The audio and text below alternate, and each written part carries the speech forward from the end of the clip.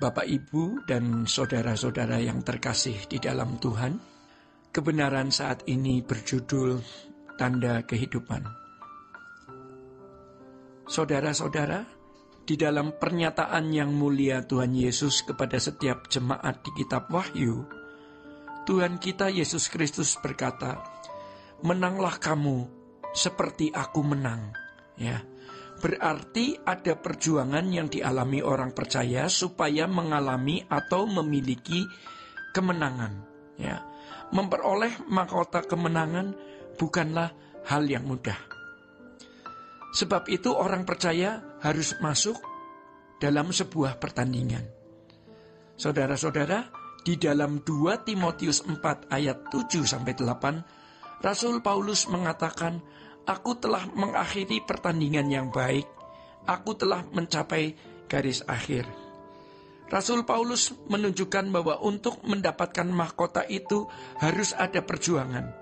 Dalam bahasa aslinya, non agona ton kalon.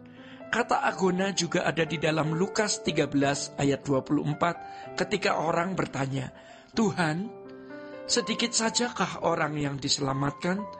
Tuhan berkata, "Berjuanglah." Dalam bahasa Yunani, agoni zeste.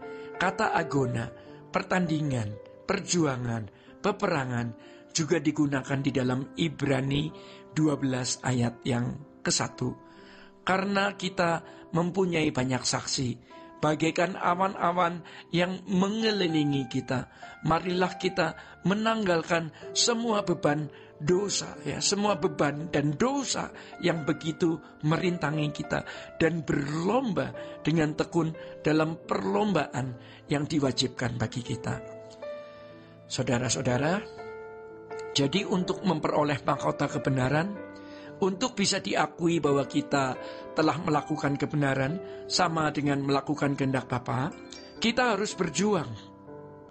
Perlombaan, berjuang, melakukan perlombaan yang diwajibkan. Sampai akhirnya kita bisa berkata, seperti Paulus berkata, "Aku telah mengakhiri pertandingan yang baik."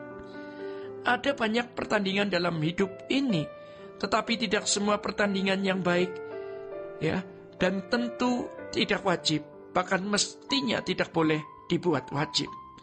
Pertandingan yang wajib adalah pergumulan bagaimana kita memiliki kehidupan yang sesuai dengan kebenaran, sesuai kesucian Allah, sehingga mendapat pengakuan, "Ini anakku yang kukasihi, ini anakku yang kukasihi, kepadanya aku berkenan." Dan terkait dengan ini Paulus di dalam 1 Timotius 6 ayat 12 berkata, "Bertandinglah dalam pertandingan iman yang benar dan rebutlah hidup yang kekal." Kita yang harus merebut, bukan pasif mendapat hidup yang kekal.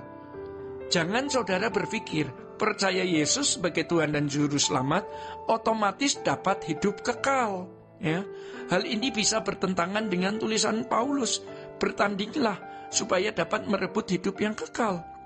Jadi saudara-saudara, sejak hidup di bumi, sejatinya seseorang sudah memiliki tanda-tanda kehidupan atau tanda-tanda kematian. Kalau orang tidak mempersoalkan kekekalan, ia sudah tidak peduli apakah ada tanda-tanda kehidupan atau tanda-tanda kematian.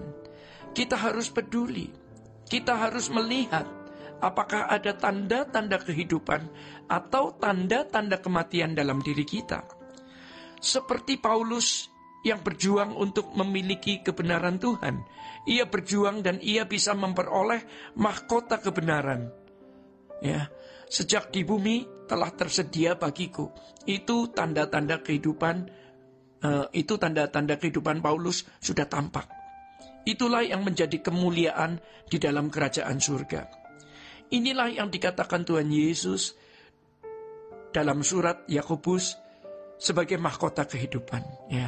Sejak di bumi ini sudah tampak kebenaran, kemuliaan, dan hidup sebagai anak-anak Allah yang nanti layak menerima mahkota kehidupan. Saudara-saudara, kalau seseorang tidak peduli kebenaran dan berbuat semaunya, ia tidak bisa diajar lagi.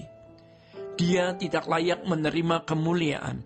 Dia tidak layak memiliki hidup kekal. Tetapi kalau kita peduli untuk mengerti kebenaran, apa yang Allah kehendaki untuk kita lakukan, maka kita sudah memiliki kemuliaan sejak di bumi. Sayang ya, hampir semua orang menaruh kemuliaannya pada gelar, pada pangkat, pada kehormatan, pada kekuasaan, di rumahnya, pada mobil, pada penampilan, pada baju, arloji, sepatu, dan pada hal yang fana. Saudara-saudara, sejak hidup di bumi, harusnya tampak kebenaran yang berstandar Tuhan Yesus yang harusnya kita kenakan. Itulah nilai kemuliaan seseorang. Itu tanda kehidupan. Itulah kekristenan yang sejati. Jadi kekristenan itu bukan sekedar keyakinan, melainkan pengalaman konkret dan nyata. Pengalaman konkret yang dialami dan dijalani. Maka dari kehidupan yang mengalami dan menjalani kekristenan yang benar, yang sama dengan mengerjakan keselamatan, maka dilahirkan buah, yaitu kepastian masuk surga, bahkan memperoleh mahkota. Saudara-saudara, untuk itu kerjakan keselamatan kita dengan takut dan gentar. Tinggalkan dosa, belajar Alkitab, tekun berdoa tiap hari. Jangan bergaul dengan orang yang tidak membawa kita kepada kebenaran Allah. Dan berjuang untuk hidup tidak bercacat, tidak bercela. Itu melahirkan atau membuahkan kepastian masuk surga. Jangan merasa sudah memiliki kepastian keselamatan hanya karena bisa berbicara mengenai keselamatan. Sebab faktanya, jemaat hari ini yang sudah terbiasa dengan keyakinan dan itu dinyatakan sebagai standar moral, sudah yakin selamat, benar-benar selamat. Ini kesalahan berpikir yang berlangsung selama berabad-abad. Paulus mengatakan bahwa mahkota kehidupan itu diberikan Tuhan. Hakim yang adil. Ada kata hakim yang adil. Mengapa ada penegasan ini? Ya, dalam bahasa aslinya ho dikaios krites. Rupanya kata krites ini dari bahasa Yunani yang diadopsi menjadi kata kritis. Hakim itu harus kritis, harus teliti, ya. Kata diakios, ya, adil, ya, menunjukkan ada perhitungan yang dilakukan berdasarkan tatanan pribadi Allah yang adil. Jadi Allah pasti tidak sekedar menentukan, tapi menilai. Karena ada keadilan dalam diri Allah, dan itu tatanan dalam diri Allah. Saudara-saudara, di dalam 1 Petrus 1 ayat 17 disebutkan bahwa Allah menghakimi tanpa memandang muka. Tidak menghormati siapapun, tidak pilih kasih, tidak memandang rupa, tidak melihat orang, tetapi memandang perbuatannya. Menjadi pertanyaan bagi kita semua. Bagaimana penilaian sang hakim yang adil terhadap kita hari ini? Karena hal itu sangat menentukan apakah kematian kita bermartabat atau tidak. Bapak, Ibu, dan saudara-saudara yang terkasih di dalam Tuhan, demikian kebenaran saat ini. Tuhan Yesus memberkati.